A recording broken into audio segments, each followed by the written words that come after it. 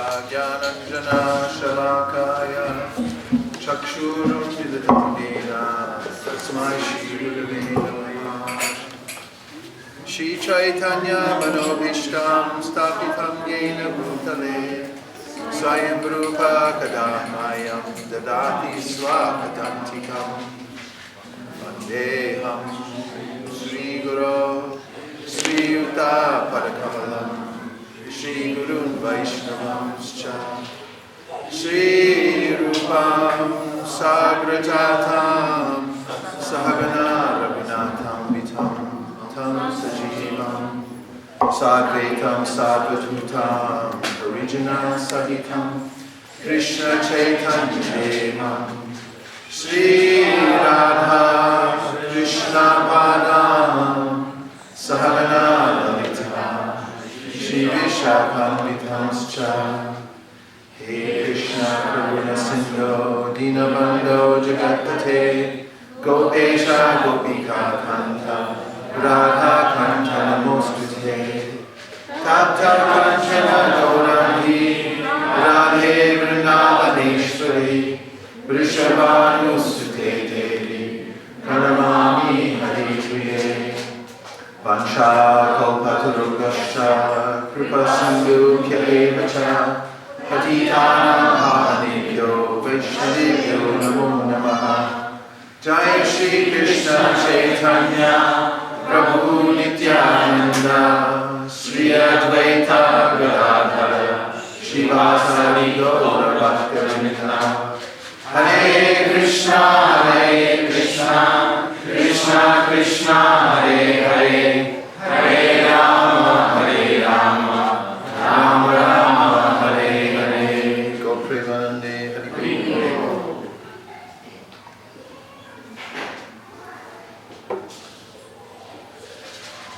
I'm very pleased to be back here at ISKCON Brampton. Every time I come here I see some wonderful increase in your organization, and the spirit here is palpably positive, friendly, family-like. I see that the devotees are well adjusted and that this is a thriving organization. And I congratulate you on your new building. These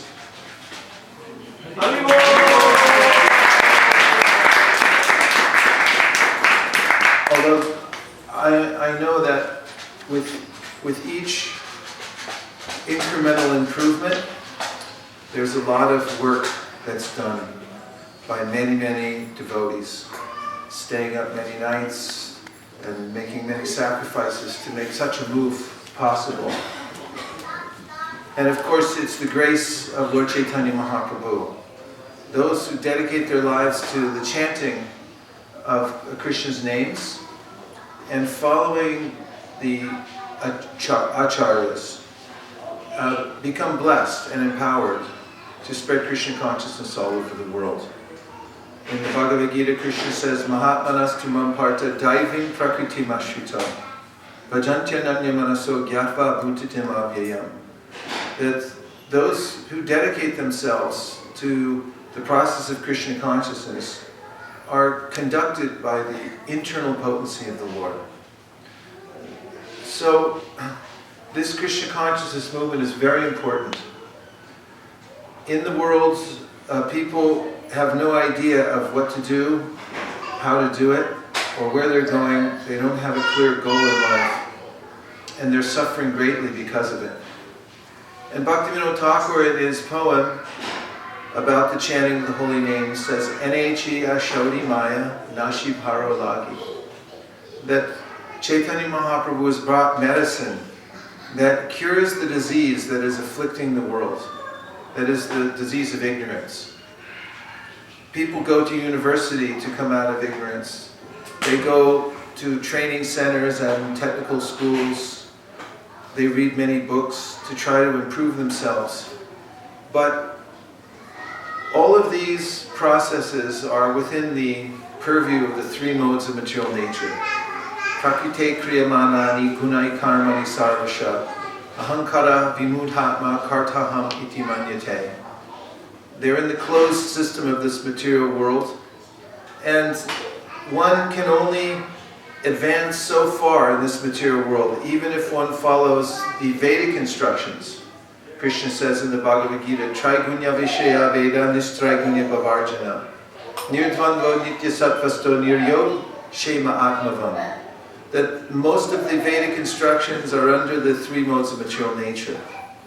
And he says that even those who are successful in following the Vedic rituals for improvement in their material lives may go to higher planetary systems. But then he said, Shinye punya marta lokam vishante evam prapana gata gata, that they use up their pious activities, their sukriti that they acquire, and then they fall back down again into the plane of hard work. And this is going on perpetually in the material world.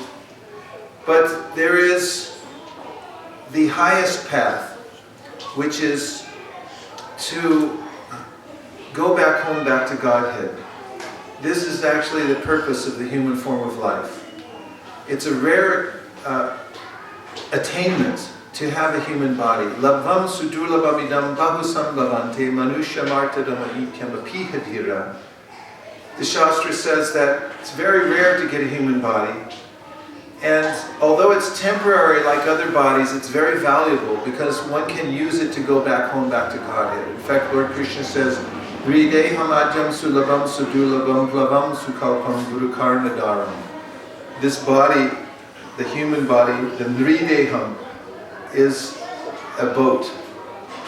And the boat is specifically constructed to make it across the material ocean. And for the boat, one must have a captain and also favorable breezes. So the captain is the acharya and the spiritual master. And the favorable breezes are the instructions of the Bhagavad Gita, the Srimad Bhagavatam, Krishna's instructions that he gives. So our Krishna consciousness movement is following all these very essential instructions given by Krishna. It is not simply a ritualistic movement. It is not simply a cultural movement, but it is a universal movement which was founded by Krishna himself in the form of Sri Chaitanya Mahaprabhu over 500 years ago. And it is meant for the embetterment of all living entities within the universe. The primary focus of the Krishna consciousness movement is what is called parupakar, and that is doing good for others. And in the Bhagavad Gita, Krishna says that one who does good for others by giving the medicine of Krishna consciousness to people is the most dear servitor is his most dear servitor, and that person is most dear to him. Srila Prabhupada showed the example by coming to America with the sole purpose of bridging the gap between East and West and bringing the great treasure of the East, which is the knowledge of Bhagavad Gita and Srimad Bhagavatam, to the people of the West who had no idea. And he brought with him, as we know, 200 sets of Srimad Bhagavatams. He had begun translating this Srimad Bhagavatam into English while he was living in the Radha Damodar temple in Vrindavan, India.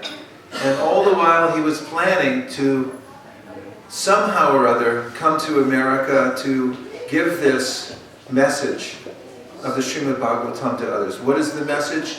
He mentions it when he's on the Jaladuta, the boat that he came over on. He begged passage, he got a free ticket on the cargo steamship that came over, and he quotes from the Srimad Bhagavatam in his poems as he's arriving in America, on the way to America. And he's thinking, how will I be successful in spreading this message to people who have no idea what it is? They've never heard of it. It may seem culturally different to them. And he begins with the verses from the first canto of the Srimad Bhagavatam, which were spoken by Sutta Goswami to the sages at Naimisaranya. Shushushro Shradhanasya Vasudeva Katadruchi Syam Mahat Sevayavi Prapunya Tirtha Nishevanat. And that is, those who render service to great souls develop an affinity for hearing about Krishna. Shrinvatam Swakata Krishna Punya Shravana Kirtana Hridyantaksto Hibhatrani Vidunoti Suritsatam. And that is, just by the process of hearing about Krishna, from the Bhagavad Gita, from the Srimad Bhagavatam, one develops piety. That is spiritual piety, not material piety. But one becomes more and more qualified for spiritual life just by hearing the Srimad Bhagavatam. Because Bhagavatam is the same as Krishna. Itam Bhuta Gunohari. It has the same qualities as Krishna, and is actually mentioned in the Srimad Bhagavatam as Krishna's incarnation in the age of Kali. Krishna swadam bhagate dharmaganani visaha kalo nashtadrishamesha purar narko danodita. Just after Lord Krishna left this world and went back to the spiritual world, the Srimad Bhagavatam appeared to give light and spiritual direction to everybody in the age of Kali Yuga. And Prabhupada could understand that people didn't know what this message was, but if they could just give some oral reception, that is, if they could just hear the Srimad Bhagavatam and the Bhagavad Gita, and the chanting of the Hare Krishna Mahamantra, which is mentioned in the Shastra to be the essence of all the Vedas. In fact, this is a Vedic mantra, which comes from the Kali Santarana Upanishad. And in that Upanishad, it gives the entire Hare Krishna Mahamantra. And then it says that Sarva Vedeshu Drishyate. If you look throughout all the Vedas, you'll find this mantra as the essence of all mantras that can deliver one from the material world. So he came to this world with really three commodities to offer. One was the Srimad Bhagavatam, the other the Bhagavad Gita, and this Hare Krishna Mahamantra. And he had complete faith that if people could just hear this sound vibration, because it's not from the closed system of the material world, it's not business as usual, it's not what people are used to hearing, then their hearts would change. And that's what happened. He extended himself to the poor and downtrodden people of America who, although materially affluent, were being crushed by the modes of passion and ignorance. And he set up shop in New York City, not in a very opulent place, but actually in the lowest of places in New York City, where there were people dying on the streets of alcoholism, and there were at that time many kinds of drug deals going on and so forth. But he tolerated all this, and he understood that what he was delivering was so powerful and so important, so necessary, and that it was his solemn duty to do or die, to deliver it, because he had been given the mission by his spiritual master. He innovated, and he went on to do his duty in whatever way he could, and we don't know exactly how to do our duty. We just know that we have to do it. When we're given this edict, instruction to spread Krishna consciousness, we're not exactly sure how to spread Krishna consciousness. However, we depend on Krishna for everything. In the Bhagavad Gita, Krishna says, Tesham satata yuktanam pajatam priti purvakam dadami puti yogam tam yena mam upayanti te. That those who sincerely try to serve me with love, for them I give intelligence from within the heart how to come to me. So we're not dependent on some formula. We simply are, our whole movement is based on faith. And our work in the Krishna consciousness movement is parupakara. It means how to do good for others. This is the preoccupation of great souls. If you look at the teachings of the Srimad Bhagavatam, you'll see that the sages of Naimisaranya came together for a seminar that would last 1,000 years. I don't know what kind of seminars you all go to and how long they last. But this one was for 1,000 years, and the topic was how to do the greatest good to the most number of people. That's the idea of people who have clean hearts. They're no longer interested in their own maintenance because they understand maintenance comes and goes. Chaitanya Mahaprabhu, when he first took sannyas, went off with his followers. He said, "Did you bring anything with you?" And they said, "No, you didn't tell us to bring anything." He said, "Very good." He said, "Because the Lord has filled up the universe with food and money, and one can only get what one is destined to get, according to one's karma." Don't you find that to be true? You can see food and money everywhere, but you only get what you get. So the Mahatma, or the great soul, that is one engaged in the process of Krishna consciousness, is no longer interested in his or her own maintenance. He or she understands these things come naturally. One gets a certain amount of happiness and distress. But they turn their attention to how to do good for others. And at Naimisaranya, those sages began to ask this question: what is the best thing that we can do for the people of the world? How will they be saved from the onslaught of miseries and misinformation in the age of Kali Yuga? And Sutta Goswami recounts the story of Shukadeva Goswami. And Shukadeva Goswami was completely detached from worldly activities. In fact, when he lived, before he was born, he was in the womb of his mother, and he was reluctant to come out of the womb. This is the history. In fact, he took 16 years to come out of the birth canal and come out in the world, because he said, "I don't want anything to do with the external world." Krishna had to personally come to Vyasadev's home and tell Shukadeva Goswami within the womb, "You can come out. You won't be captured by Maya." And what happened when he came out? He took off running. Yam pravajantam anupetam apaitikritam dvaipayano viraha kartara ajuhava putreti tanmatayataya karavobhnidus tam sarva bhuta hridaya munim anatosmi.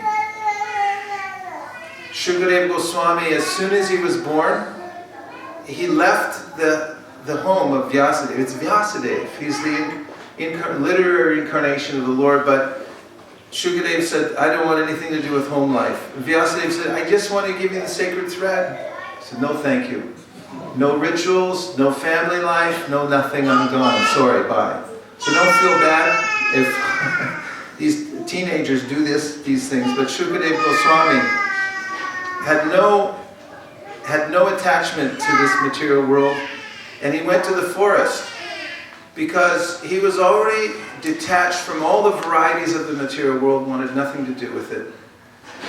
Vyasadeva sent some of his disciples into the forest to recite verses from the Srimad Bhagavatam, like the famous verse uttered by Uddhava, "Aho bakiyam stanakalakutam." In this verse, Uddhava is saying, who would take shelter of anyone else but Krishna? Because Krishna is the one, when he was a little baby, when approached by Putana, who was a great demoness sent by Kamsa to kill him, and she had smeared her nipples with deadly poison with the idea of killing the baby Krishna. Krishna took the poison, he took the milk, he took her life air, he killed her, but then he liberated her and gave her the highest benediction because he considered, well, at least she tried to be my mother. And he said, who would take shelter of anyone else in this world except for Krishna? He's so kind. He only takes your highest intention and he discounts everything else. And when Shukadeva Goswami heard these verses, he became attracted, even though he was unattached to anything else in this material world.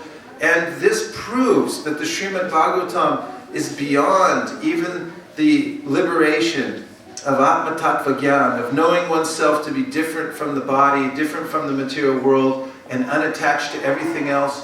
But when such a person hears the Srimad Bhagavatam, he becomes attached to something much higher. And that's the unlimited variety of Krishna's opulent qualities and the activities in the spiritual world. And he came back to learn that Srimad Bhagavatam from his exalted father, Srila Vyasadeva. And then went out to, out of mercy, give that message to others.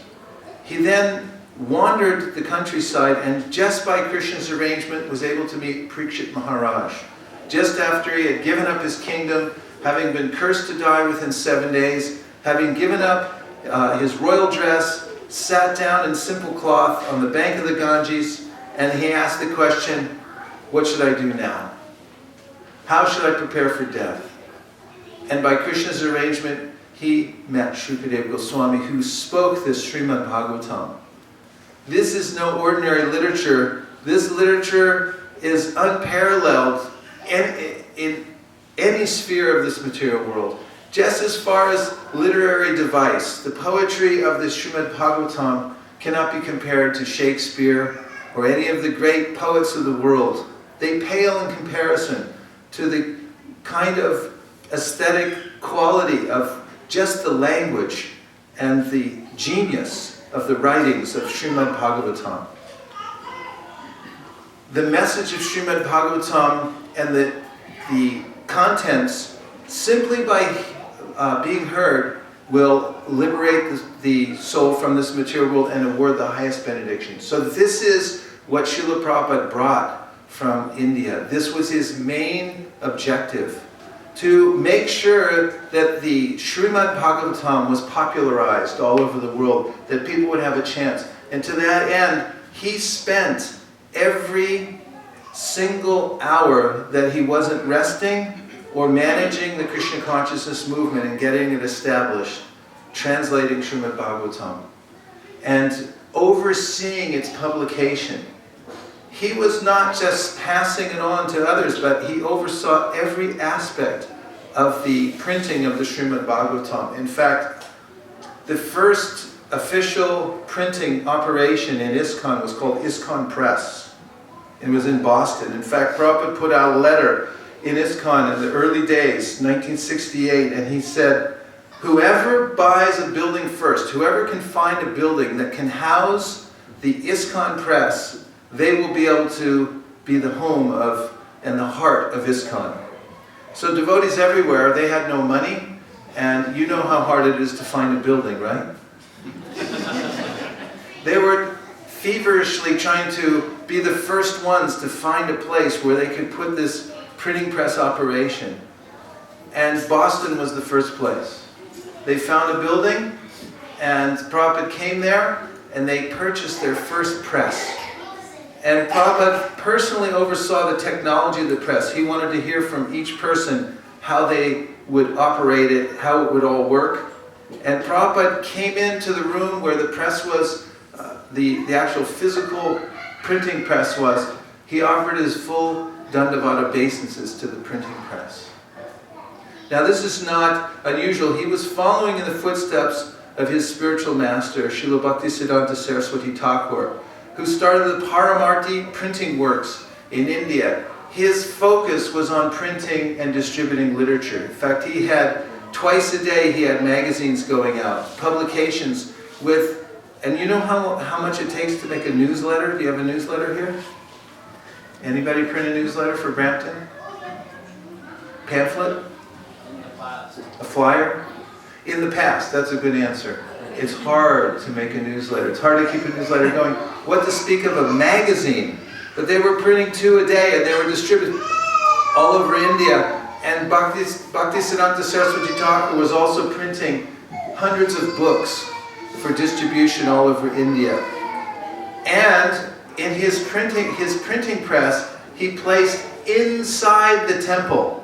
Now you have your altar here, and I want you to imagine where Srila Bhaktisiddhanta Saraswati Thakur put his Paramarti printing press. Here you have your beautiful deities. You can imagine another altar right next to this, parallel.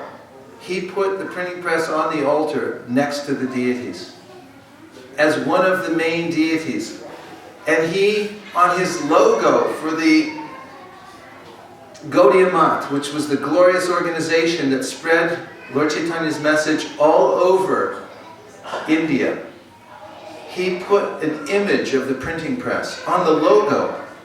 And above the logo, above the image of the printing press, he put the words Rag Marg, which means the highest conception of love for God. And they worshipped that printing press as the and he deemed it the Brihat Madanga. This Madanga, where's our Madanga? This Madanga is a traditional instrument. When we take it out on the streets of Brampton, people say, what is that? This is a drum meant to glorify God. It has a string around the drum so you can carry it and dance and go from house to house so people can hear the names of God when you're singing. And this is called the Mridanga. So Srila Bhaktisiddhanta Saraswati Thakur said that this printing press is called the Brihad Madanga, the greater Madanga, because this is meant to make the sound Hare Krishna, accompany the singing of Hare Krishna, and it can go office to office, corner to corner.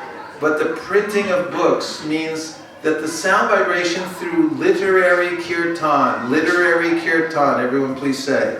Literary kirtan. That is, the kirtan is written down in paper. Now it can go from house to house, it can go inside the White House. We can't go inside the White House with a Harinam Kirtan. I mean, maybe someday. But right now we can't. But the books, Prabhupada noticed that one of the devotees at that time had sold several books to the children of the then President of the United States, and they took the books right inside the White House. He said, this means Brihat Madanga. This means that this Kirtan, this Madanga, the printing press, is louder.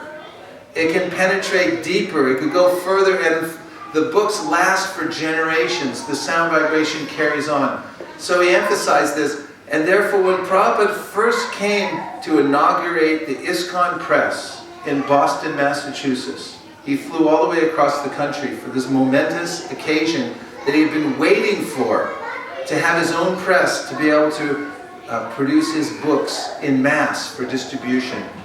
He offered obeisances to the press, and then he asked, what will this be called?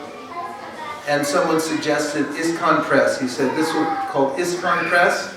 And then he said, this will be the heart of our Krishna consciousness movement. And one of the devotees there said, but Prabhupada, you're the heart of the Krishna consciousness movement. And Prabhupada said, yes, but this printing press is my heart. Throughout his campaign, Prabhupada urged us to print and distribute as many books in as many languages and to distribute throughout the world for the best welfare work of all, and that is giving people knowledge about Krishna. He said if people read one word or one line from these books, their lives will be changed. And that if they even touch a book or they come in contact with it, they'll be benefited. Because he said these are such nice things. They are not from this material world, they're completely spiritual. So our movement moves because we have a mission, we have a goal. We have to have regular goals, and Prabhupada told us the secret of management through his teachings to one of the early leaders in our movement named Karandar Das. Prabhupada trusted him and liked him very much. In fact, he used to have certain leaders that were competent, and he would call for them constantly. The first one was Brahmananda. And Brahmananda Swami, whenever anything went wrong, Prabhupada said, get Brahmananda. Any questions, things were going haywire, said, get Brahmananda. Bring Brahmananda. He would send Brahmananda at a moment's notice around the world. Just get him on a plane, get him out there, fix it. Brahmananda would go fix it. And then came Karandar. Karandar was a very powerful Kshatriya type devotee. And he knew how to get things done. He was the early GBC in Los Angeles, California.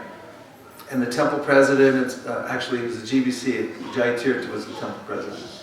And Prabhupada used to call for him all the time, get Karandar, get Karandar. One devotee tells how one day Prabhupada was walking into his apartment, in Los Angeles, and he stopped and he pointed at the bottom step going up, and he said to the devotee, "You see this cement step here? Karundar did this. He made this." He had so much faith in Karundar. So Karundar, one of his early leaders, received a letter from Prabhupada.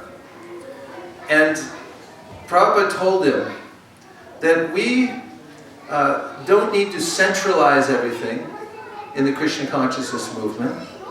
He wanted independently managed centers like you're doing here, with some help, little help from the GBC, but he wanted everyone to struggle and learn how to do everything independently like you're doing here, getting your own building and learning how to organize everything. And he said that the leaders of each organization, local organization, should create an atmosphere in which devotees want to perform service that is individual, spontaneous, and voluntary. Please repeat after me. Individual, spontaneous, and voluntary. He said, never kill this spirit. Encourage devotees for their individual, spontaneous, and voluntary spirit. And then he said that you should always create a fresh challenge so that devotees will want to rise up and meet it. And a fresh challenge means that every month there has to be something that we're shooting for. Now, when Prabhupada was with us, there was always a rush to do something else new. Prabhupada never rested. He never said, that's enough, we're okay now. There was always more, and devotees were always working towards some goal. So one of the most important goals that Prabhupada established through his own example and through his letters and through his purports in his books was the distribution of transcendental literature. He counted how many literatures were being distributed, and he actually incited competition amongst all the leaders in the world.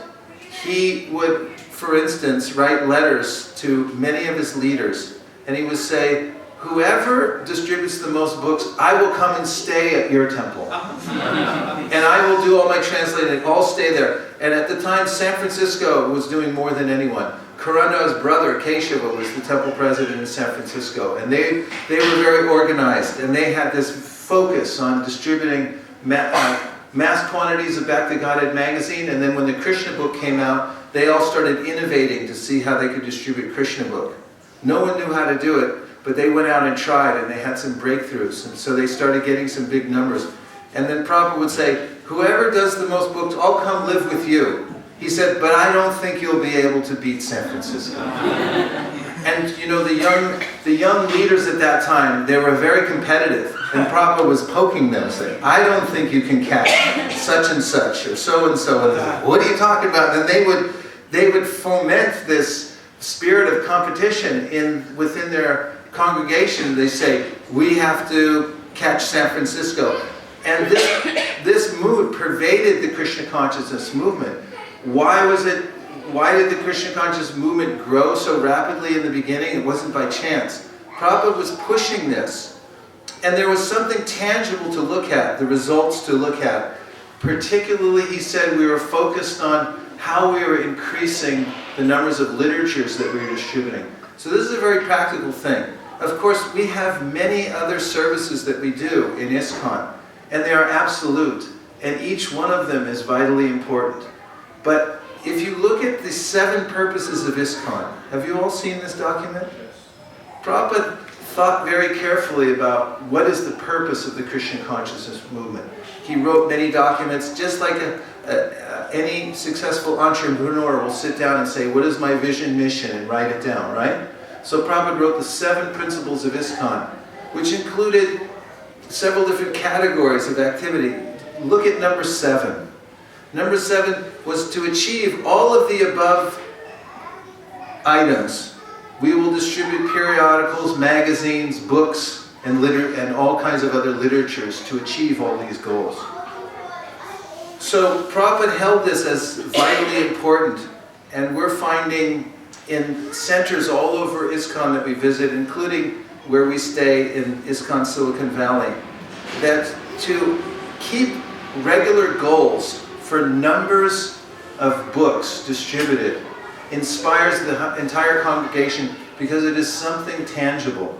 First of all, it is directly, verifiably pleasing to our founder Acharya, like no other activity. If you didn't do anything else except for concentrate on book distribution, I guarantee you that you will please our founder Acharya. However, by this concentration on the goals, increasing the numbers of literatures that you distribute, there are collateral benefits. The entire congregation benefits in ways that you can't imagine. In fact, Prabhupada told us that if you concentrate on this one activity, then all the other activities will expand and improve because of your focus on distributing literature. And it means that you have to organize in ways that you didn't think of before. And when people receive the books, lo and behold, they come and they become interested in Krishna consciousness. And then you have to manage the results of your outreach, of distributing books. And we're finding everywhere we go in the world that when people receive these books, they read them, their lives change, and they spontaneously come to the Krishna consciousness movement and want to begin practicing. And then we have to teach them. And that's what these temples are for. So Prabhupada once said in a letter that went out to all the devotees in ISKCON that our temples are centers from which we fight Maya. Fighting Maya, he said, means that we send out our troops to drop hundreds of thousands of bombs in the form of books on the public so that they can get relief from this onslaught of Kali Yuga. So now in North America, a couple of years ago we came together at the GBC meeting and Temple Presidents meeting that we had in Dallas, Texas. I think it was 3 years ago. And made a proposal that the entire North America work together as one team to achieve certain goals. And one of the goals was to increase the distribution of books, of literatures. And we set the goal to increase by 20% in 1 year. So all the devotees worked together and we made the goal very visible. And each center did their level best to make their 20% increase. And the first year we increased by 26.5% overall in North America. That is amazing. So then we thought, well, can we do it again? And so the second year, we came and recommended, let's try again for another 20%. And some people said, wait a minute, you know, how can we keep doing this? I mean, do you realize what a 20% increase means every year? But everyone went for it. In fact, Prabhupada said, double it.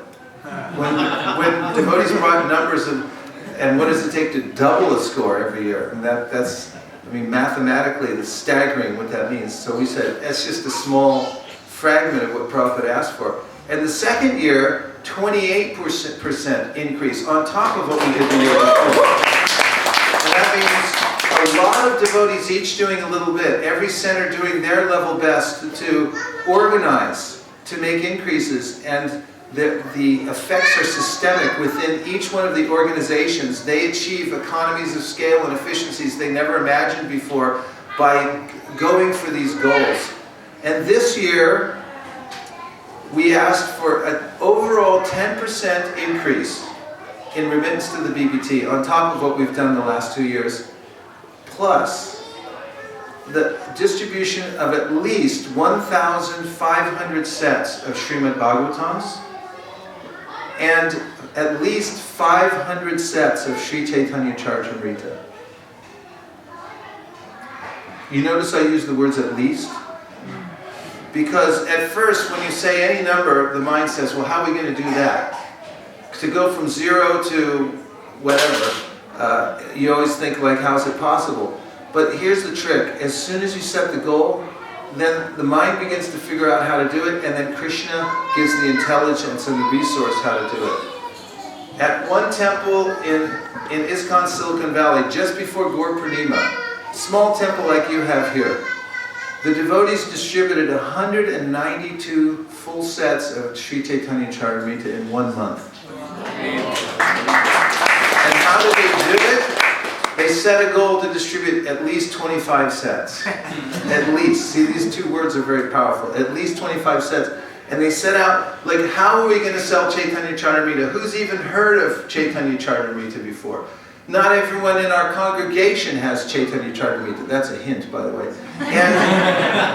And what to speak of going door to door? How are you going to sell Sri Chaitanya Charitamrita?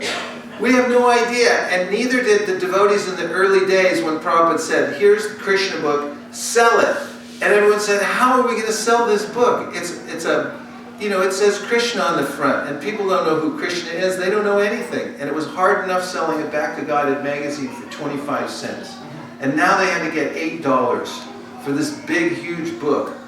And devotees didn't know what to do. But that doesn't matter. All they knew is they're going to try, and they're going to do the best they could. So the devotees went out, they knocked on the door, they said, please take this. And Prabhupada gave the example that if your house is burning down and you don't speak the local language, somehow or other you'll get the message across. And therefore we say that the expansion of our Krishna consciousness movement is based on one thing. It's called a house on fire desire. You have to have a house on fire desire to expand your Brampton into something that is a beacon. It already is. It's an example which is inspiring people everywhere, the fact that you've come together. But you want more. How is it done? You have to have a house on fire desire. And how do you expand your own Krishna consciousness? You have to have a house on fire desire. Rupa Goswami said, Krishna bhakti ras bhavito mati kriyatam yani kritopi labhyate. Tatalulyam api mulyam ekalam janmakoti sukritirna labhyate. You can't get Krishna consciousness by buying it, by performing pious activities for millions of lives, he said. There's only one way to purchase it. He said by intense desire. You have to have an intense desire. So, we invite you at ISKCON Brampton to make some very scary goals for yourself. The kind of goals you come together and you talk amongst yourselves and you say, what can we do that's more than we've done before, that's possibly within reach, but will keep the temple president and the council up, at least for the first few nighs, wondering how we're going to do this. It should be like that. It should be that inspiring. And once you have the goal in mind and you say, this is the number we're going to do in 2014, do or die in our organization, you'll find unprecedented growth, spiritual growth, and the expansion and facility that you'll get from your organization by the blessings of Srila Prabhupada and by the sheer force of your aiming at this particular very auspicious goal will be uncanny and will surprise you in wonderful ways. Those are a few thoughts, and now I'll just take a couple of reflections. Anything you heard, or a question if you have one.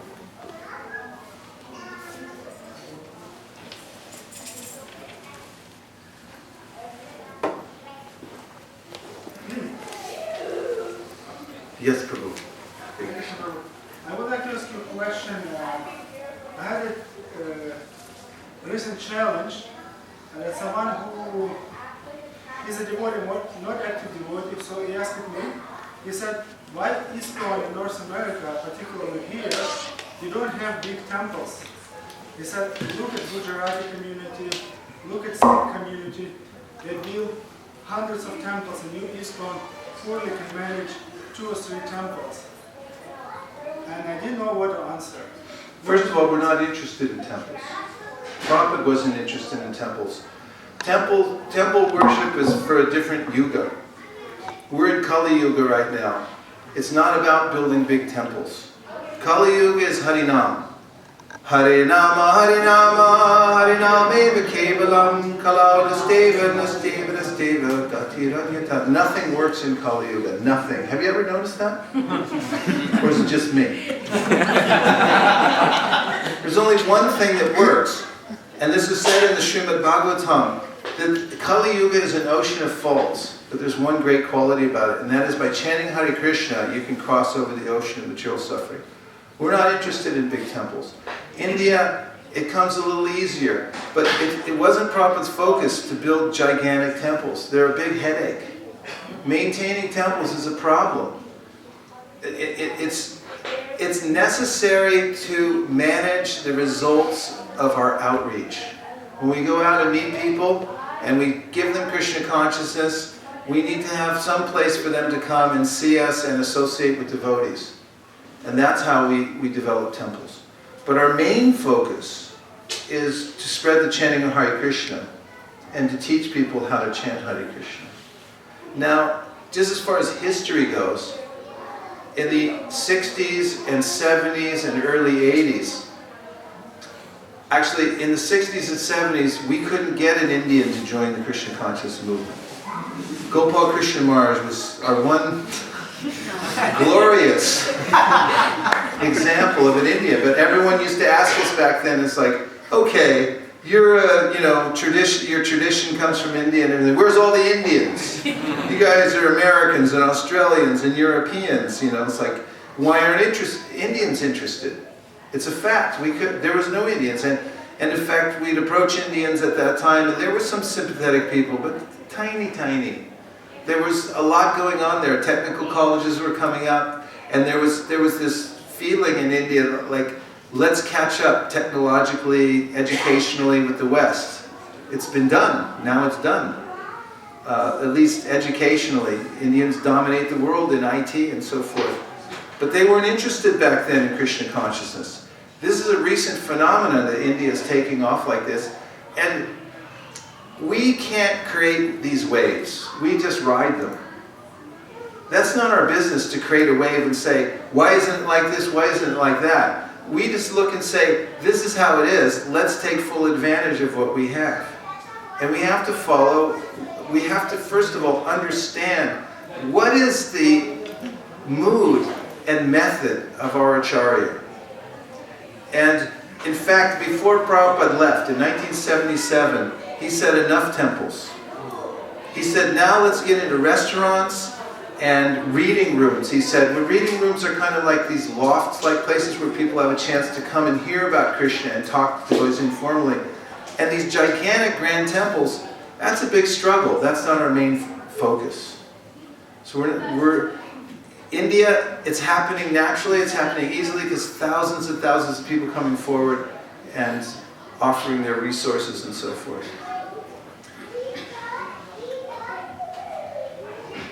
Hare Krishna. Another question? Yes. Do you have any advice on how to distribute books in areas where there's not much foot traffic, like around here? Yeah, door to door. And we've been very successful in ISKCON Silicon Valley. We have a similar look in our area. Where our temple is, we're 5 minutes from Google, we're 20 minutes from Apple. We're right in the heart of Silicon Valley, right in the middle of it all. And there's not a lot of foot traffic. There's no there. There's not like you say, that's downtown. San Jose, Mountain View, all those places, they just have tiny little downtowns like you have here. And it's not like a big center where everybody meets. So we go door to door.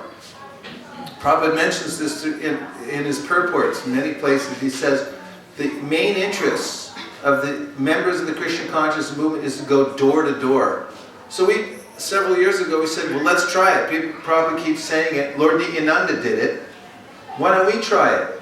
So we started going door to door, and guess what? People live in there.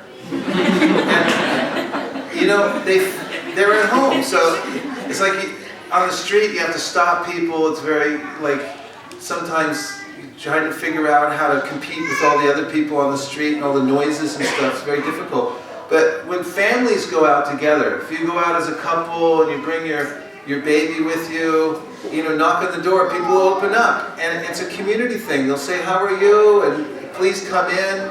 And you can give them books. Just in the... we're selling sets of Bhagavatams door to door at our temple. Full sets of Bhagavatams. Last year, between Gaur Purnima And Bhaktivinoda Thakur's disappearance day, which is mid-June, the devotees sold 145 sets of Srimad Bhagavatams going door to door. Because you go door to door and you knock on the door and people open the door and then you just make friends with them and then they'll invite you in. You can bring in a set of Srimad Bhagavatams and say, we're not leaving until you take this. And then we do an installation ceremony in their house. We take out the books, we do an artik. We put flowers, we do a little artik for the books, and then we take down the first canto and we pass it around. And we have everybody in the family read one paragraph. And then we install the books. And those people become Krishna conscious. They'll join your congregation. Once they get the Bhagavatam, their material life is finished. It's like an atom bomb going off. Spiritual atom bomb going off in their house. It's very powerful. And it's really good for the devotees to go out and do door to door. Srila Bhaktisiddhanta Saraswati Thakur told his sannyasis that every day they should go out and knock at least 4 doors.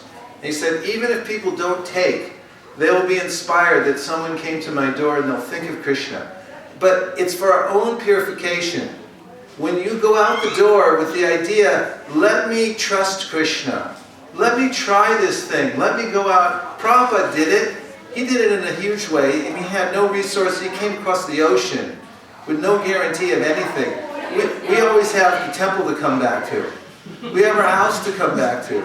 We have books already printed. He did this from scratch. But the principle is the same. When you walk out the door with this feeling, let me just try, I'm going to totally depend on Krishna, you become a bigger devotee and your whole congregation becomes stronger. Because the congregation is a body. Your temple is a body, just like this is a body here. And this body has to breathe.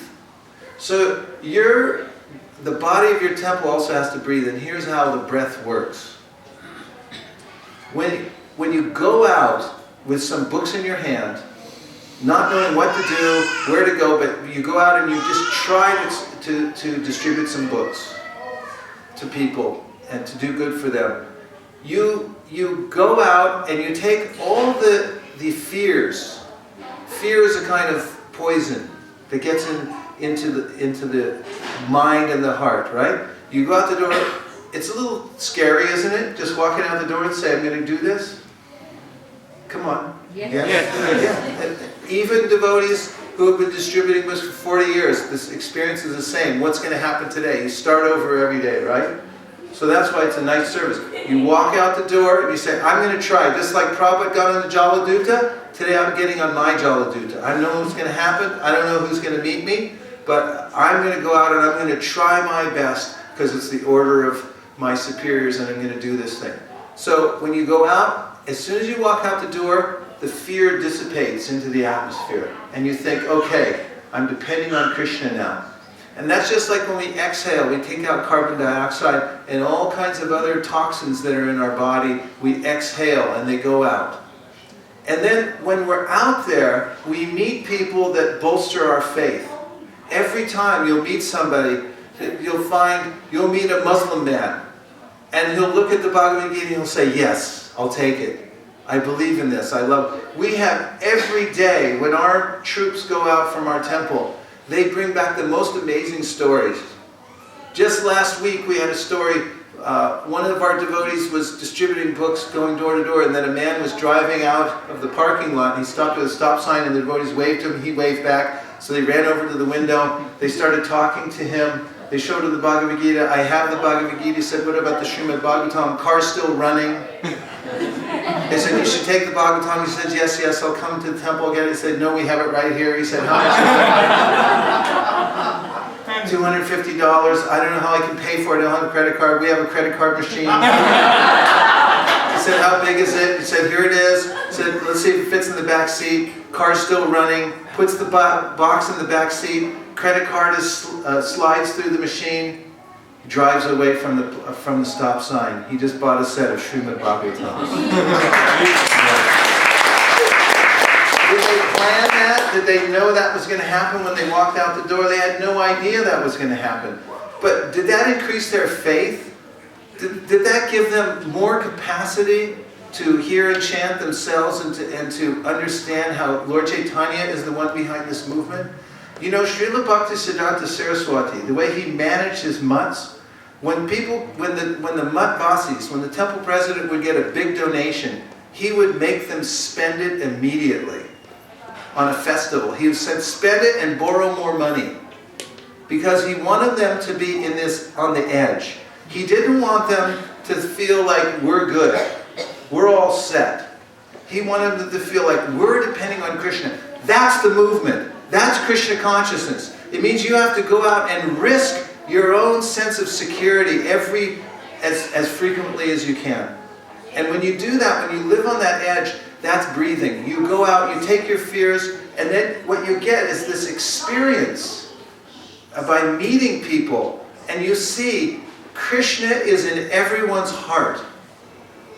He's within the heart. And the highest worship, Lord Shiva says this, the greatest Vaishnava, Vaishnavanam Yata Shambhu, when he was approached by all the demigods, because they had churned the ocean of milk, and the first thing came out, poison. It was going to destroy the whole universe. So to glorify Lord Shiva, Lord Vishnu took all the demigods, they said, pray to Lord Shiva, he'll save us.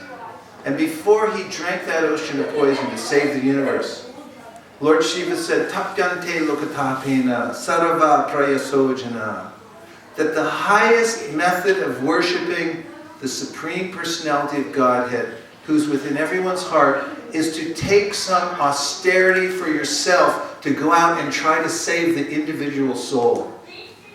And the vision of the Madhyama Adhikari, that's the very advanced preacher devotee, is that every body you see is a tabernacle. And please say tabernacle.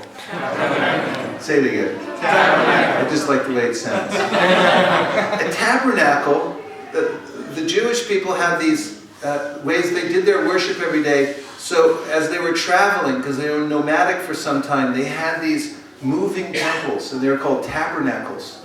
So you'll find this word in Prabhupada's books, in his purports. He said each body is a tabernacle. It carries every body you meet. When you meet the barber down the street, when you meet the person who's walking along smoking a cigarette and comes from, you know, Ghana and now lives in Canada, that's a soul. And he's traveling in tabernacle and God is right next to him. In this age, that's the temple. That's where we do our worship in the age of Kali Yuga. We do this kind of puja, that we approach each individual temple, walking temple, and we worship God within the heart, who's actually there because he loves the soul so much. He's such a great friend. Suridam Sarvabhutanam, the best friend of the soul. He won't leave him. And as Krishna says in the Bhagavad Gita, the person who gives that ignorant soul, the soul lost in the material world, the opportunity to reconnect with him is the most dear to me. That's temple worship. That's the highest temple worship. Building temples all over the place, that's for neophytes, actually. It's specific and it's needed because there's so many neophytes in the world that they have to come in and have this sense to be liberated imperceptibly by smelling the incense and see the deity.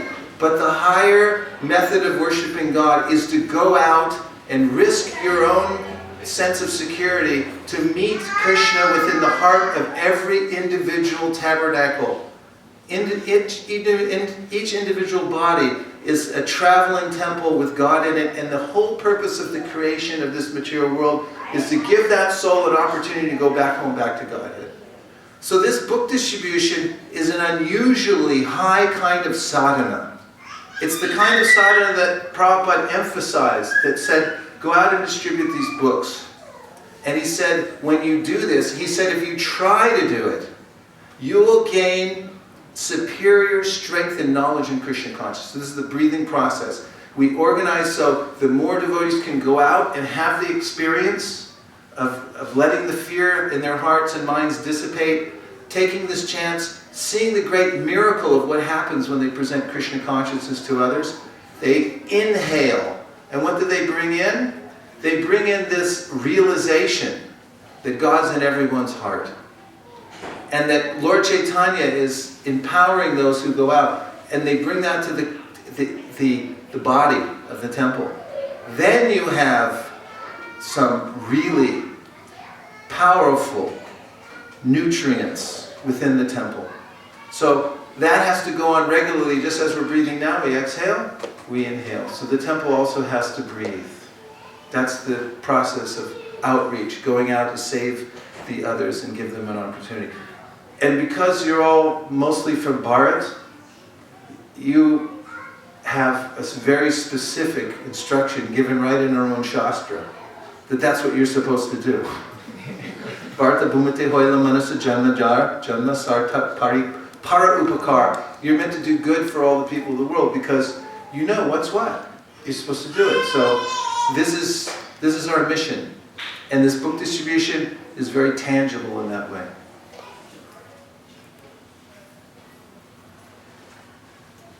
Yes, Prabhu. How to encourage new devotees for book distribution and Harinam? You know, how to encourage new devotees for book distribution, Harinam. Make an arrangement that everyone can go out. New devotees don't know what they're supposed to do. They're waiting for you to tell them. So if your program is to go out on book distribution Harinam, and they'll just come out with you. Because they'll come and they say, what do you guys do? And you say, we go out on Sankirtan.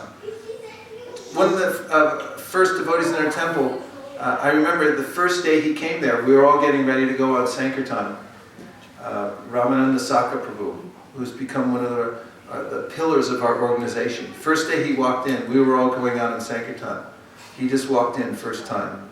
He said, so we're going to Sankirtan, you want to come? He said, what's Sankirtan? I said, well, why don't you come and find out? So I took him along with me. We had set up that day outside an Indian store. We had a book table and a book rack, and there was a couple of us distributing, and then the book table got so crowded, we were all busy, and I saw Ramananda standing there. At the time his name was Ramaswamy, and some people came over and they started browsing the book, and I said, take care of him. And he didn't know what to do. It was his first time out. So he picked out a Sri Upanishad, or they picked it out, and he said, I've heard that's a really good book. And they bought it and gave him $10. And then I thought, see, anybody can do this. You just have to go out and try. Actually, I'll tell you a secret. One thing that we used to do at our little temple, that it's kind of funny, that indicates how anybody can do Sankirtan. At our Sunday program, we did this for about 1.5 years. I don't even know if I should tell you. All right, I'll tell you. Here was our Sunday program. People would come in, have a room full of guests, and our local congregation. And we had it allotted 45 minutes or 50 minutes for the whole lecture, right? So I give half the lecture, and I'd say we talk about what we do and what Sankirtan means and how important it is to give to others and so forth. Then we'd stop the lecture halfway through for an intermission. We'd say, so anyone who wants to try this, all you have to do is walk out the front door. There's somebody with a clipboard, they'll sign you up, and the cars are already waiting for you. And we had about 7 cars lined up, already running with books in the car, and each one of them had a map of where they were going to go. And we said, we'll have you back here in 1 hour, and you can have the experience for yourself and see how it is. So half the guest population that came to our temple would walk out the door and just jump in a car. And they go out there, and they go door to door, and then they come back, and we guarantee them they'd be back in time for the singing of the Nrsimha prayers and Prasadam and everything like that. So when they came back in, there would be this palpable energy of all these people bounding back in from doing door to door. And then we pass the microphone around and say, so how did you like it? And people were like just so exhilarated from the experience. New people, like we had one time, this guy came and said, I don't know, someone just invited me to come, and I had nothing to do, so I came to the temple, and I didn't even know much about this, but I sold the Bhagavad Gita. And people had all these like wonderful experiences. And so you know, when you broadcast that, when you make it available, people will, they pick up on the energy. They become very interested in it. So new people, actually the best thing is if you have regular programs where you can all go out together in a fun environment where there's no expectation, and you lower the bar so low that people think like that's too low. That's how low it should be. Everyone says that's too low. I can just step over that. And say that exactly. That's easy. In fact, when I go to start a monthly Sankirtan festival, which has become very popular all over the world now. This we call MSF, Monthly Sankirtan Festival. Once a month, the whole congregation goes out together, and they work together. So I tell the devotees, for the first time we meet for this MSF, I say, we're not going to distribute any books. You're cool to witness? Yes. So everyone's nervous, they're thinking, what are we going to do? And I say, we're not doing any books. The hardest part of Sankirtan is troop movement. Believe me, that's the hardest part. How to get, like if we were going to get all of us right now to move from here to another location in Brampton within a half an hour, how would you do it? It'd be very, you know, challenging, right? So I tell the devotees, that's the hard part of Sankirtan. The easy part is when you get out there. Nobody wants to come back after that. So I tell the devotees the first goal is to go out and if we can get from point A to point B, the assigned spot, and just touch the pavement, then we're done for the day. And anything after that is extra. Anything in that is extra. So we all go out there and we do the ceremonial touch the pavement. And we're done. And now you do whatever you like. And before we go out, we do a little training. And we show a way, we line everybody up facing each other. And I take everybody through a template where I show how to distribute a Bhagavad Gita on its own merit. And it takes about 45 minutes to show a whole room full of devotees how to sell a Bhagavad Gita on its own merit, and I guarantee it, that once you learn this one technique, how to sell a Bhagavad Gita on its own merit, you can sell a Bhagavad Gita anywhere, to anyone, at any time. Guaranteed. Or your money back from my seminar. And it's amazing because devotees go out and they just try it. Because they just say, I don't know what to say, but I'm just going to follow the template. And they come back and they say, it works, it works. And I say, I know. It's been passed down through generations of devotees distributing books, and it just works. So we train the devotees how to do it. We give them a little seminar. We talk about how important it is. And we tell them the prime directive is to leave everyone with a good impression. We're not going out to sell books. We're going out to make friends with people. If they happen to take a book, that's fine. There's no pressure. We all just work together and go out and have fun and have this experience. And if you do that once a month, at least once a month, and you set the goal ahead of time for the dates that you're going to go out, and then you go out together, it'll create a kind of energy that will improve everyone in the whole congregation. And the energy will be very powerful. And you'll get special recognition from Srila Prabhupada and from Sri Chaitanya Mahaprabhu. Okay? Hare Krishna.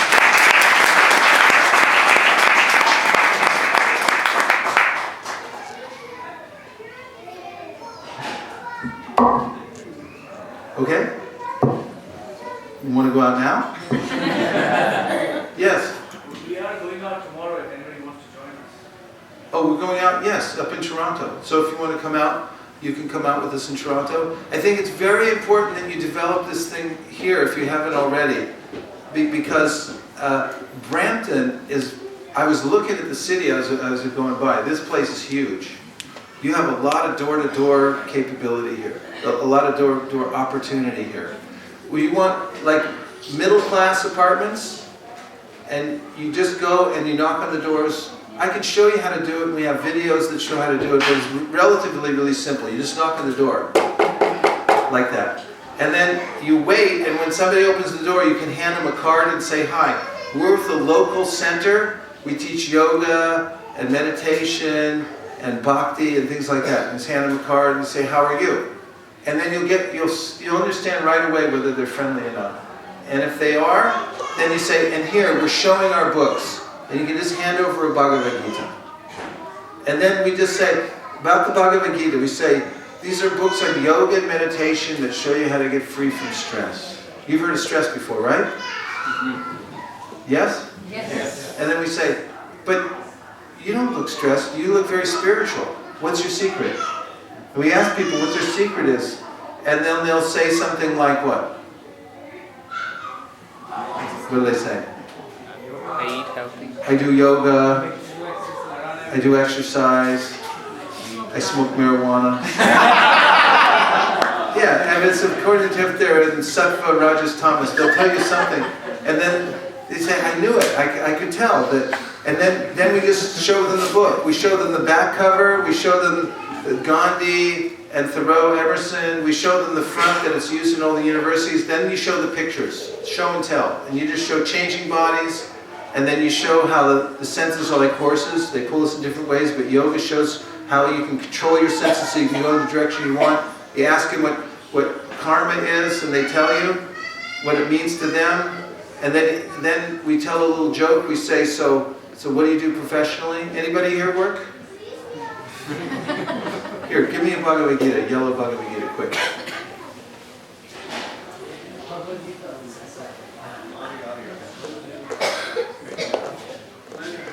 Who has a profession in here? Anybody work? Yes, what do you do? IT. IT, what kind of IT do you do? What kind of company you work for? I work in capital. Is it's a finance? Yeah. Credit card, IT credit card. Yellow one. Oh, that'll work, I think. Yep. So there's a picture in here of a sage meditating, and he's popping out the top of his head.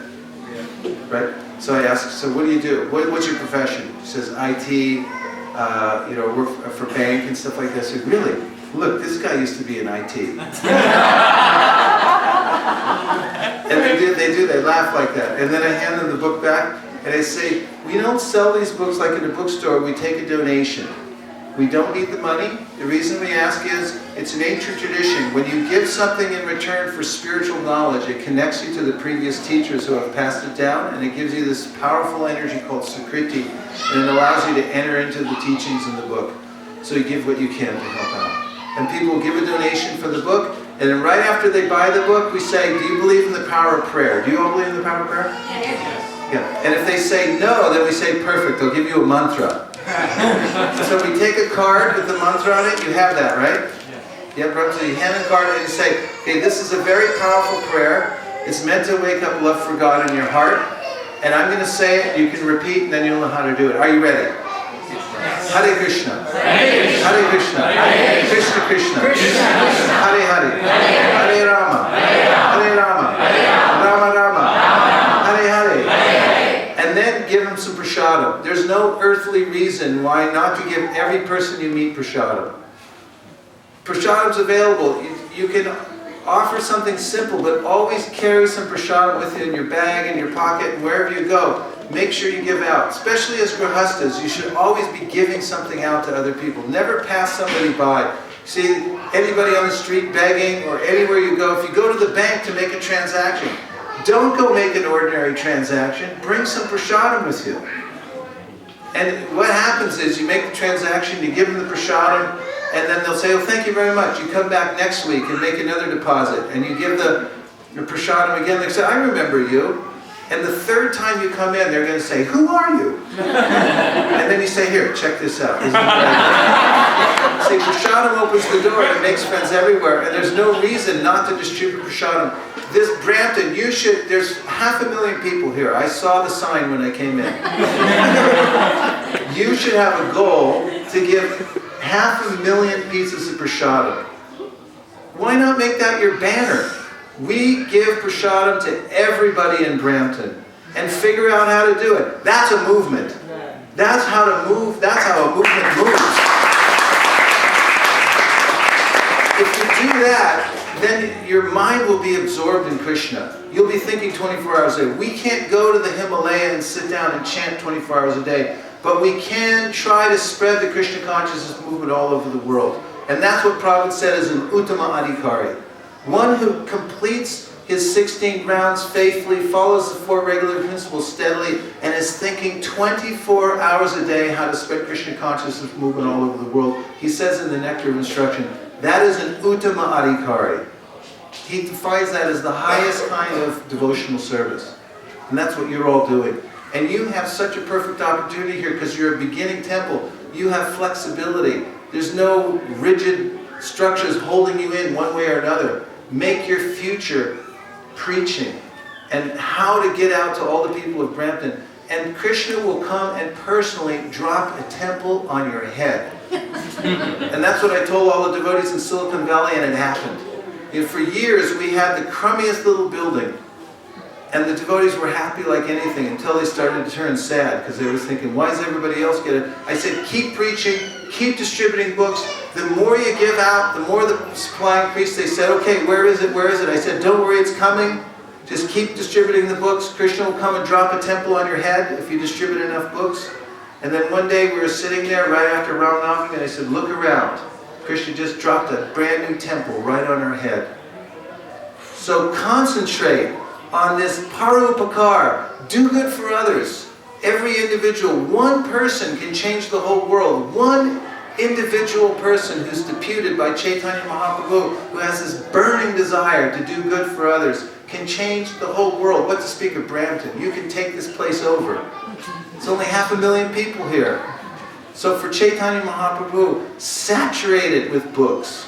Make sure everyone gets a book. Make sure there's prasadam that everybody who sees you will pull over on the street and say, give me prasadam. I know that's what you guys do. That's the mission of Sri Chaitanya Mahaprabhu. Thank you very much. Prasadam distribution key. Transcendental book distribution key.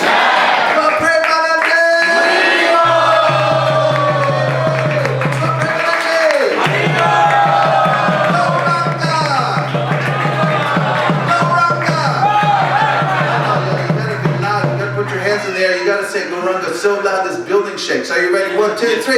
Go! A little bit louder. 1, 2, 3. Go! So whenever you do these programs, it's like get into that zone. Number 7, the holy name, enthusiasm for spreading Krishna consciousness, and everything will come of its own accord. Vansha kalpatarubhascha kripa sindhubheva cha patitanam pavanebhyo vaishnavebhyo namo